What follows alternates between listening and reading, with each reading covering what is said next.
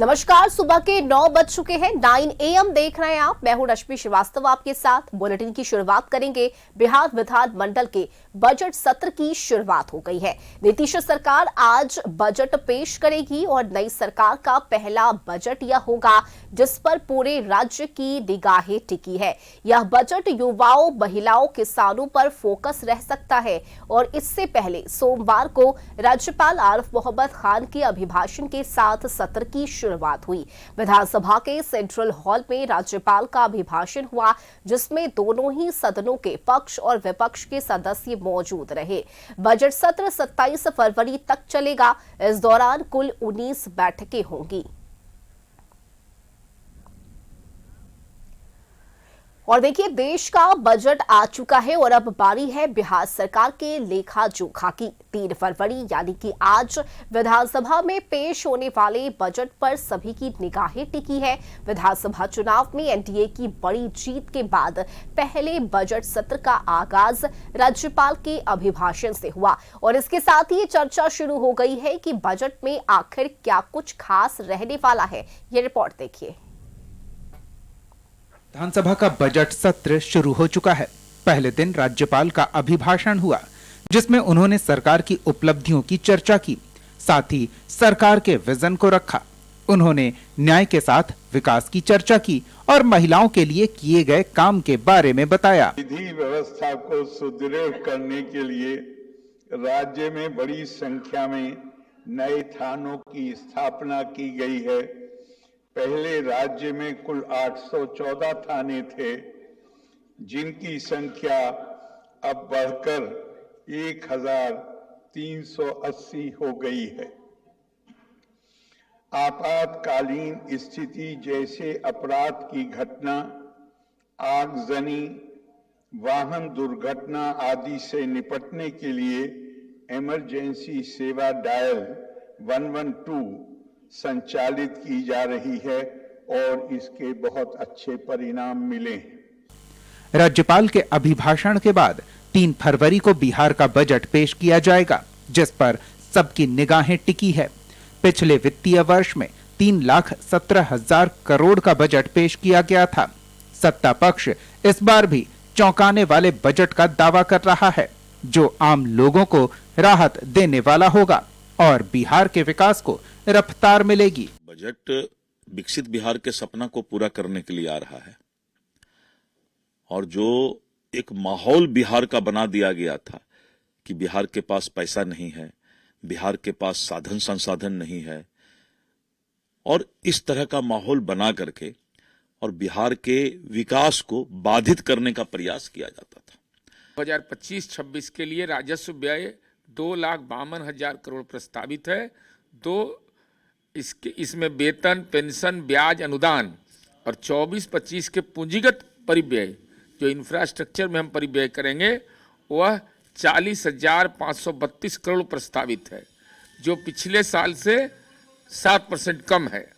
क्योंकि हमने व्यापक निर्माण कर लिया, पूंजीगत परिसंपत्तियों के निर्माण पर होने वाले व्यय को दर्शाता है कि 40% अधिक रहने का अनुमान है। तो ये हमारी उपलब्धि है बहुत बड़ा। हालांकि विपक्ष सरकार के दावों पर सवाल उठा रहा है। डबल इंजन के दावे पर सवाल उठाते हुए विपक्ष का कहना है कि पिछले बजट में अगर सप्लीमेंट्री बजट जोड़ दिया जाए तो उसका आकार करीब 4,30,000 करोड़ हो जाता है, लेकिन राजकोषीय घाटा करीब 2.5 लाख करोड़ का है जो इस बार और भी बढ़ सकता है। बिहार सरकार पर वित्तीय प्रबंधन में नाकाम रहने का आरोप लगाते हुए इसके गंभीर परिणाम होने की चेतावनी दी जा रही है। आप देखिए, पिछले बजट सरकार का इतना लंबा चौड़ा बजट होने के बावजूद भी आज क्या हालात हैं बिहार की। बिहार के हालात बिल्कुल खराब है। पूरी तरह से हम कह सकते हैं तो बिहार की व्यवस्था चौपट हो चुकी है और सिर्फ खाली पुलाव और दिखावे की बात होती है। दोनों को जोड़ दीजिएगा तो 2,08,000 से 2,10,000 crore, at the best 2.25 lakh crore, 2.25 lakh crore इनकी आमदनी है। बाकी 54-55,000 करोड़ इस करंट फिस्कल ईयर में भी इन्होंने प्रावधान किया था ऋण का। इस सरकार पर जो ऋण है वो लगभग 3,60,000 से 3,70,000 करोड़ के आसपास का होगा। अब आप इसको समझ के जरा देखिए कि जहां 3,17,000 करोड़ का बजट है और लगभग इनका 3.25 करोड़ का कर्ज है बिहार सरकार पर। प्रति व्यक्ति यहाँ एक व्यक्ति पर लगभग 40 से 50 हजार रुपये का ऋण है। तो अभी जो ये बजट आएगा उसमें फिर कुछ न कुछ डेफिसिट, ऐसे जो सामान्य बजट था उसमें इनका 32-33 हजार करोड़ का डेफिसिट बता रहा है। लेकिन ये जो दोनों सप्लीमेंट्री को जोड़ दीजिएगा तो ये तो लगभग 1,70,75,000 करोड़ का डेफिसिट है। इस बार भी नीतीश सरकार का बजट सबको चौंकाने वाला होगा, लेकिन सबसे बड़ी चुनौती यह है कि जो बजट का राजकोषीय घाटा बढ़ता जा रहा है उसको कैसे मेंटेन किया जाए। हालांकि सरकार की तरफ से ये कहा जा रहा है कि सरकार इस बार भी जो बजट का आकार होगा वो बड़ा होगा, लेकिन वित्तीय प्रबंधन पर यह बड़ी जिम्मेवारी होगी कि जो राजकोषीय घाटा बढ़ता जा रहा है उसको कैसे मेंटेन किया जाए, इस पर सबकी निगाहें टिकी रहेंगी। कैमरा पर्सन प्रदीप के साथ राजीव मोहन, कशिश न्यूज, पटना।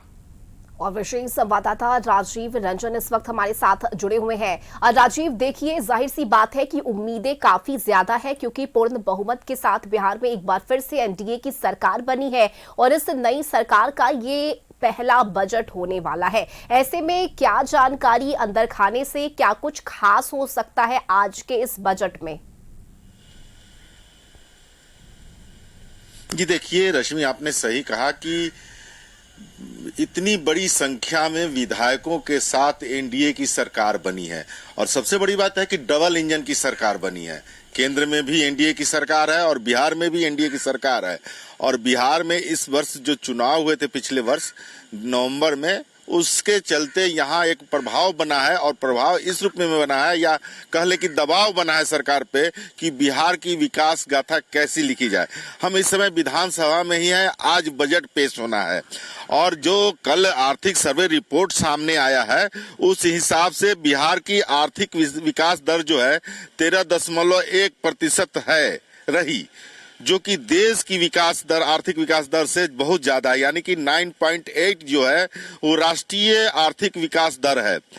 ये बात भी जानकारी दी गई है कि प्रति व्यक्ति आय पिछले वर्ष 68,624 रुपये था, जो इस वर्ष बढ़कर के 76,490 रुपये यानी कि 8,000 की वृद्धि हुई है।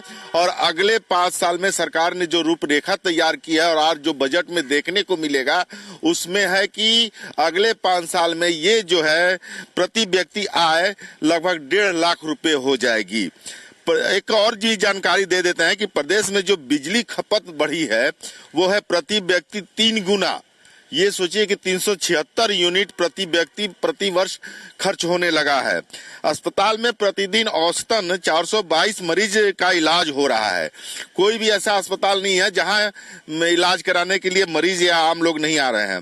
राज्य में बच्चों पर जो खर्च है वो 17.5% की दर से बढ़ा है। इसके अलावा पिछले वर्ष की तुलना में इस वर्ष उच्च शिक्षा में दाखिला जो है 5% बढ़ा है। आंतरिक राजस्व सालाना जो है 12.9% की वृद्धि दर दर्ज की गई है। चावल, गेहूं और मक्के के उत्पादन में उत्तरोत्तर बढ़ोतरी होते जा रही है। 5 वर्ष में ग्रामीण विकास पर खर्च 1.5 गुना बढ़ा है। सड़क के नेटवर्क में बिहार की भागीदारी 5.5% हो गई है, यानी कि जो रोड नेटवर्क तैयार किया है बिहार सरकार ने वो बहुत ज्यादा फायदेमंद हुआ है। मछली उत्पादन में भी उत्तरोत्तर बढ़ोतरी हुई है और ये कहा जा सकता है कि इस बार बिहार सरकार जो बजट लेकर के आएगी वो काफी मायनों में बड़ी होगी। और खास करके ये 5 वर्ष जो है 5 वर्ष का ये बजट होगा जो कि 5 वर्ष में 1 करोड़ नौकरी देने का वादा है, उद्योग हब बनाने का वादा है, सेमीकंडक्टर एआई के लिए हब बनाने की बात है। तो इसका एक भाव देखने को मिलेगा आज के बजट में। पिछले वर्ष 3.17 लाख करोड़ रुपए की बजट थी, इस बार 3.5 लाख करोड़ रुपए की बजट का प्रावधान माना जा रहा है। अंदर खाने से ये जानकारी आ रही है। तो कुल मिला के कहा जा सकता है कि इंफ्रास्ट्रक्चर उद्योग को किस तरह से बढ़ावा दिया जाए और प्रति व्यक्ति आय किस तरह से बढ़े और नौकरी भी मिले, नौकरी का जो वादा है 5 साल में 1 करोड़ देने का, उसको उस लक्ष्य को कैसे पाया जाए, उसके लिए ये बजट काफी मायने रखेगा। ठीक है, यानी कुल मिलाकर देखा जाए राजीव तो हर वर्ग का इस बजट में ख्याल रखने की कोशिश सरकार की होगी। देखना होगा कि इस बजट में और क्या कुछ खास होता है। बहुत शुक्रिया आपका इस जानकारी के लिए।